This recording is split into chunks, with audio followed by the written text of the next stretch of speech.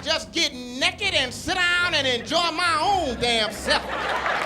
You can identify yourself. Why are you in so much competition with me? You jealous, Willie? I can't have it. So they try to put you in a dress? Yeah. Wow. And it was kind of like, you're gonna bite this bullet and then you in. Well, you got the wrong. Things really aren't looking good for Don Curry.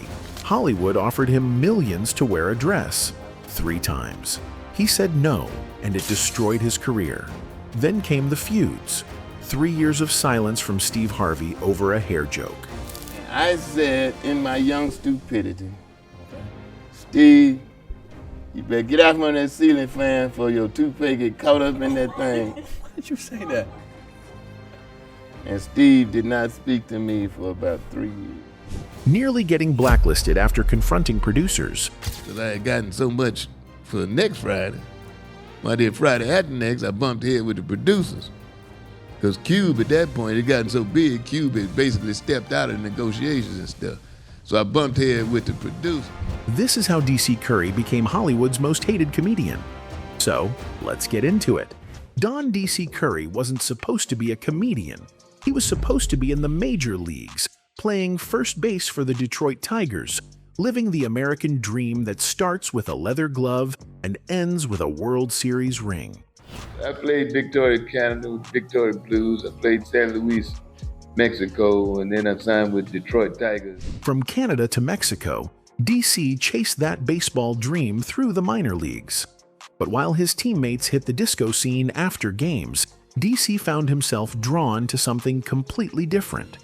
Everybody would roll their sleeves, roll their jacket sleeves up and go and dance. But I never did that. I couldn't dance, man. So I would go, as long as I can remember in my career, I would go to the comedy club, and we go out of town on the road after games. Wow. I go to comedy club, and I used to like open mic night. Night after night, city after city, D.C. sat in the back of comedy clubs studying the craft. He watched comedians bomb spectacularly. He saw others kill. He was unconsciously preparing for a career he didn't even know he wanted. Then it happened. One night at an open mic, they ran out of amateur participants. So ain't nobody in there know me, so I couldn't embarrass myself. Ain't nobody know me. Right. And I went up. Really? As 11,012 shows. That was it. The moment that changed everything. DC was supposed to do 4 minutes but burned through every joke he'd ever heard in just 2 minutes. The crowd was lukewarm, but something clicked that night. Something that would lead to 38 years in comedy and over 11,000 documented performances. And I recorded every show I did at that time. And then I would just listen to it, man, just repeatedly. And I should have said this first. I should have said that first. I should have said this word instead of that word. DC brought his athletic discipline to comedy. He recorded every set, analyzed every joke, treated the craft like a science. This methodical approach would prove crucial when Hollywood came calling with offers that tested everything he believed in. But first, he had to survive the comedy trenches. His first paid gig was opening for Paul Mooney, 14 shows for $70. And at the end of the week, at Sunday night after we did the last show, they handed me a pink slip, said I owed them $123 for what I had drank. After 2 weeks of work, DC actually owed the club money. But he was hooked. The stage became his new diamond, the microphone his new bat. And unlike baseball, where talent could take you only so far, comedy would test something deeper: his character, his principles, his willingness to compromise his soul for success. The baseball dream was dead.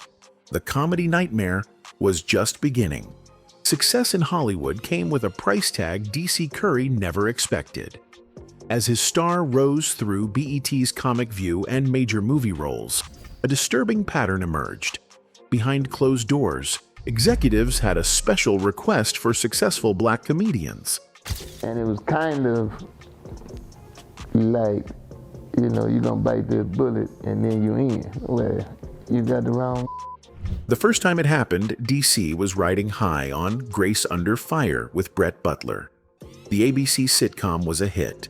syndication money was flowing, and DC's recurring role was paying serious dividends. Then the writers had an idea. They wanted him in a dress. They wanted me to be Brett's love interest. And I don't think America was ready for that. DC said no. The show moved on without him. The money disappeared. But the requests didn't stop. Hollywood had a systematic approach to successful black male comedians. Once you reached a certain level, once you proved you could make them money, they'd come with the ultimate test of submission. Well, in my personal opinion, it's making you bow down. Okay, if you bow down, okay, all right. You want in? All right. Movie roles, television specials, major studio pictures. The dress requirement appeared like clockwork. Each offer came with bigger money, bigger exposure, bigger stakes. And each time, DC walked away. He watched other comedians make different choices. He saw careers explode overnight after that one dress scene. He saw the pattern but refused to participate. So far away. What do you want me to be a woman for when you got black women actresses who are funny in Hollywood, been out there trying to make it, and you want to give me a part like that? DC saw the deeper game being played. Hollywood was systematically humiliating successful black men for white audiences' entertainment, while simultaneously denying opportunities to actual black women performers. The third time they came with the dress, the money was in the millions. I'm not willing to compromise to that extent for no measly amount of money. And I'm saying measly, a few $1 million. Yeah. Millions of dollars for wearing a dress, for 15 minutes of footage that would follow him forever, for bowing down to an industry that demanded submission disguised as comedy. DC said no, again. The projects moved forward. Other comedians took the roles. The money went elsewhere. And DC Curry's reputation in Hollywood shifted from bankable talent to difficult actor who won't play the game. 3 times they offered him millions. 3 times he said no. 3 times it cost him everything. The Friday movies should have made DC Curry rich. The first film was a cultural phenomenon. Next Friday dominated the box office. And Friday After Next was guaranteed money. But behind the scenes, DC was learning that success in Hollywood meant navigating treacherous politics where one wrong move could cost you everything. When I did Friday After Next, because I had gotten so much for next Friday, when I did Friday After Next, I bumped head with the producers. Because Cube, at that point, had gotten so big, Cube had basically stepped out of negotiations and stuff. Ice Cube had become too big for producer meetings. The franchise was printing money, but the business side had turned ugly. DC found himself locked in negotiations with executives who thought they could lowball him because Cube wasn't in the room. They were wrong. DC made a power move that could have ended his career. He called Ice Cube directly and essentially threatened to walk away from the franchise. One phone call that could have gotten him blacklisted from Hollywood forever. Ice Cube said to me, DC, what you want? And I told him. He said, call him back in 15 minutes. And I called him back in 15 minutes. They asked me when I could come in and sign the papers. I said, damn, I was too cheap. 15 minutes. That's how long it took Ice Cube to resolve what the producers had been dragging out for weeks. The message was clear. Respect DC Curry or find a new actor. But not everyone on the Friday set had DC's leverage or backbone. Kim Whitley, who didn't do Friday After Next because she had bumped head with the producer. But I told her, call Cube. You know Cube. Right. We all talking, we was on set. Right. I said, call Cube. And she wouldn't do it. Kim Whitley faced the same producer bullying, but chose not to fight back. She lost her role to Summer because she wouldn't make that crucial phone call to Ice Cube. In Hollywood, sometimes the difference between career survival and career death comes down to one moment of courage. The Friday set became a family affair, with Ice Cube even casting his own mother in a cameo. But the family atmosphere on camera masked the brutal business realities behind the scenes. DC learned that in Hollywood, loyalty flows upward. The executives who tried to shortchange him had no problem replacing him if he didn't play ball. Only direct intervention from the top, from Ice Cube himself, saved DC's place in the franchise. The Friday Wars taught DC a crucial lesson. In Hollywood, you're either at the table or on the menu. DC Curry thought he'd found a safe space at BET. Comic View was supposed to be different, a platform for black comedians who'd been systematically excluded from white television. DC became the host, the face of black comedy for millions of viewers. Then, BET made a decision that would expose the ugly truth about black entertainment in America. As DC explained, he had served as the host of Comic View when Gary Owen became the new host. The significance of this change couldn't be understated. BET had been created during an era when becoming a legitimate comedian required appearing on Johnny Carson's Tonight Show, a milestone that was virtually impossible for black performers to achieve due to systemic exclusion from mainstream white television. BET existed precisely because Johnny Carson wouldn't book black comedians. The network was supposed to be an alternative, a place where black talent could shine without begging for white approval. DC understood the mission and embraced his role as the face of that movement. Then came the announcement that shattered everything. BET had positioned Comic View as an avenue for black comics to be heard, giving voice to performers who had been shut out of traditional platforms. DC admits he was deeply troubled when Gary Owen was chosen to be the host, and his concerns were far from unfounded. Gary Owen, a white comedian, would be the new host of Comic View. The show created specifically for black comedians excluded from white television would now be hosted by a white man. The irony was devastating, but DC wasn't the only one who recognized the betrayal. The announcement ceremony became a legendary moment in comedy history. Richard Pryor, the godfather of black comedy and one of the few black performers who had successfully broken through to Johnny Carson's show, was present at the event alongside DC. When BET announced that Gary Owen would be the next host, Pryor's reaction was immediate and explosive. He unleashed a stream of expletives, stood up from his table, and walked out of the ceremony in disgust. Pryor's outrage wasn't just about personal disappointment, it was about principle. Even someone who had achieved the ultimate validation of appearing on Johnny Carson understood what BET's executives apparently didn't, or chose to ignore. As DC recounted, Pryor was furious that BET would create a vehicle specifically designed to expose black comics to audiences, only to allow someone who wasn't a member of the community the show was meant to help come in and take advantage of that opportunity. Pryor grasped what the Gary Owen decision represented, a fundamental betrayal of Comic View's mission. This wasn't just another television show. It was a lifeline for black comedians who had been systematically locked out of mainstream platforms. By handing the hosting duties to a white performer, BET was destroying the very purpose for which the show had been created. The Gary Owen controversy revealed a painful truth about black entertainment in America. Even spaces created specifically for black artists would ultimately be sacrificed for white marketability once they became profitable enough to attract mainstream attention. The network executives believed that a white host would bring in larger, more diverse audiences, the same thinking that had excluded black performers from shows like Johnny Carson in the first place. DC watched his hosting role disappear, not because he lacked talent, professionalism, or audience appeal, but because BET decided a white face would be more commercially viable. The network that had positioned itself as different from mainstream television, as a sanctuary for black talent, had become exactly what it was supposedly created to oppose.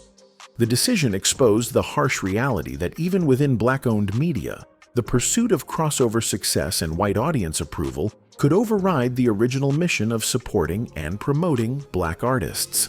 Comic View's transformation from a platform for excluded black comedians to a show hosted by a white performer represented everything wrong with how black entertainment was commodified and co-opted in pursuit of broader market appeal. In comedy, friendships can be destroyed by a single joke. D.C. Curry learned this lesson the hard way when a casual comment about Steve Harvey's hairpiece ended a friendship for 3 years and revealed the dangerous sensitivity that exists behind the laughs. It was supposed to be a regular comedy show in Memphis about 20 years ago. D.C., Steve Harvey, and NBA star Penny Hardaway were backstage in a green room with notoriously low ceilings and a ceiling fan that seemed to hang just inches above everyone's head. Steve Harvey was standing directly under the spinning blades. I said in my young stupidity, okay, Steve, you better get out from that ceiling fan for your toupee get caught up in that thing. Why did you say that? And Steve did not speak to me for about 3 years. One joke, one casual comment about Steve's hairpiece getting caught in the ceiling fan.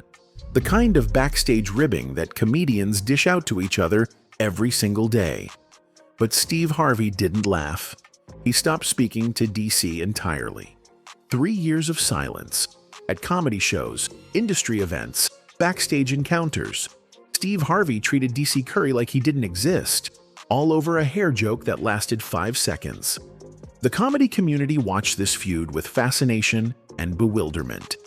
Here were 2 successful black comedians, both climbing the ladder of success, both needing each other's support in an industry that already had enough obstacles. But Steve's sensitivity about his appearance had created an impossible rift. Their reconciliation came by accident. DC was shopping at Neiman Marcus when Steve walked into the same shoe section. DC, still thinking Steve was angry, stayed quiet. But Steve made the first move, acknowledging that DC was a bigger man for not escalating the situation. DC's reaction to the 3-year freeze-out reveals his philosophical approach to industry conflicts. While Steve stewed in anger, DC moved on with his life, recognizing that grudges only hurt the person holding them. The ceiling fan incident became legendary in comedy circles. A cautionary tale about how personal insecurities can destroy professional relationships and how one careless joke can cost you years of friendship. To understand D.C. Curry's comedy philosophy, you have to understand Paul Mooney, the most fearlessly offensive comedian who ever lived, a man who could empty entire rooms while laughing at the chaos he created. As D.C. explains, Aries Spears comes from the school of Paul Mooney, and Paul Mooney was simply the most offensive artist of all time. This wasn't hyperbole. It was an accurate assessment of a comedian who operated on a completely different level from his peers. Paul Mooney didn't just push boundaries, he obliterated them. While other comedians tested the waters of controversial material, Mooney dove headfirst into the deep end, dragging audiences into conversations they weren't ready to have. DC witnessed Mooney's legendary performances firsthand, describing shows where clubs would start with 400 or 500 people, only to watch Mooney systematically clear the room. The remarkable thing wasn't that audiences left. It was that Mooney took pride in driving them away. He would be laughing his ass off as people fled, genuinely proud that his material was too intense for mainstream consumption. DC watched him completely empty venues, transforming packed clubs into ghost towns through sheer comedic fearlessness. DC worked at the Comedy Store back in the day and witnessed Mooney's room-clearing performances regularly. The club management learned to schedule Mooney last on the lineup because no other comedian could follow his scorched earth approach. They understood that once Mooney took the stage, the show was effectively over for anyone else. A typical Mooney set would start at midnight with 185 people in attendance and end with maybe 20 brave souls who could handle his unfiltered social commentary. While audiences fled in horror, DC stayed and watched, eating popcorn and encouraging Mooney to keep pushing. He saw something in Mooney's fearless approach that would later influence his own comedy philosophy. DC genuinely loved every bit of it, staying through entire performances and cheering Mooney on with calls to keep it real. The ultimate validation of Mooney's power came from the comedy industry itself. Many famous comedians would sneak into the Comedy Store specifically to watch Mooney perform, but they would hide in the corners of the club. They wanted to witness his fearless approach to comedy, but couldn't risk being seen publicly supporting such controversial material. This strange ritual of famous performers secretly studying Mooney while maintaining plausible deniability spoke to both his influence and the industry's fear of association with his uncompromising style. Mooney represented everything Hollywood feared: a black comedian who couldn't be controlled, bought, or silenced. He said exactly what he thought. Consequences be damned. His comedy wasn't designed for mass appeal or network television.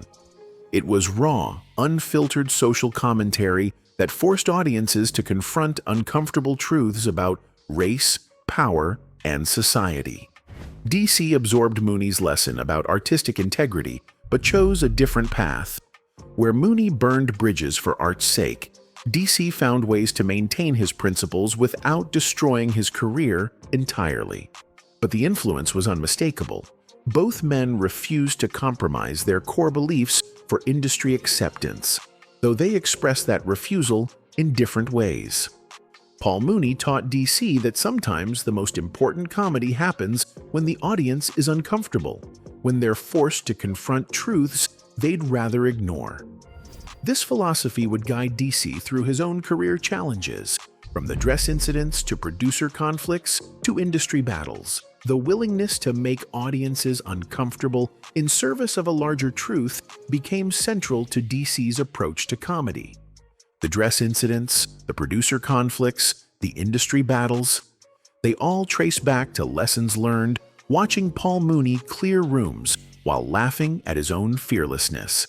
DC learned that maintaining artistic integrity sometimes means accepting that not everyone will appreciate or understand your choices, but that the alternative, compromising your principles for broader acceptance, ultimately destroys what makes comedy powerful in the first place.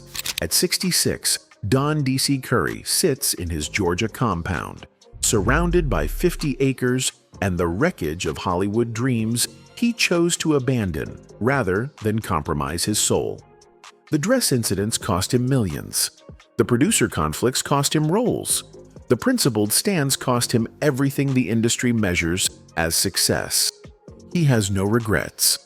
While other entertainers obsess over their posthumous reputation, DC focuses on present-moment impact. This philosophy explains every controversial choice that defined his career, from walking away from millions to refusing industry pressure to conform. The final tally is staggering, and DC is brutally honest about what his principles cost him. He acknowledges that he wasn't willing to compromise to that extent for what he calls no measly amount of money, even though the offers immediately reached into the millions. 3 dress incidents, multiple millions in lost earnings, roles that went to comedians willing to play the game, projects that moved forward without him, an entire alternative timeline where DC Curry became a household name by sacrificing his dignity for white entertainment. Instead, he achieved something rarer than wealth. He maintained his authentic self in an industry designed to destroy individual identity. He made enough money to live comfortably without selling his soul for astronomical riches. DC's approach to his career has been deliberately measured. As he explains it, he paces himself and has managed to stay all right throughout his journey. His refusal to sell his soul or kill himself trying to achieve billion-dollar success sets him apart in an industry obsessed with maximum profits at any cost. He respects those who pursue that path, but it wasn't for him. The entertainment industry's pressure to sell your soul isn't metaphorical. DC watched colleagues make compromises that fundamentally changed who they were as human beings. His decision to pace himself rather than chase maximum profits allowed him to survive with his identity intact. After 38 years and over 11,000 performances, DC Curry's career represents a different kind of success story. Not the rags-to-riches narrative Hollywood loves, but something more complex. The story of a man who chose dignity over dollars, principles over popularity, authenticity over acceptance. From that first spontaneous performance to today, DC Curry has documented every show, every choice, every moment where money and morality collided. The awful rumors are true. Hollywood did try to put him in a dress 3 times. They did offer him millions to compromise his principles. They did punish him for refusing to bow down. His Georgia compound stands as a testament to a different kind of victory. While he may not have achieved the astronomical wealth that comes with complete industry compliance, he built a life on his own terms. The 50 acres represent freedom, not just financial independence, but the deeper liberation that comes from never having to look in the mirror and wonder who you became in pursuit of success. And at 66, Don DC Curry confirms it all with a smile, knowing he chose the harder path and emerged with something more valuable than money: his soul intact. In an industry built on submission, DC Curry's refusal to compromise represents the ultimate victory. He may not have conquered Hollywood, but he conquered something far more challenging: the temptation to sacrifice his principles for profit. Anyway, that's it for this video, folks. Bye.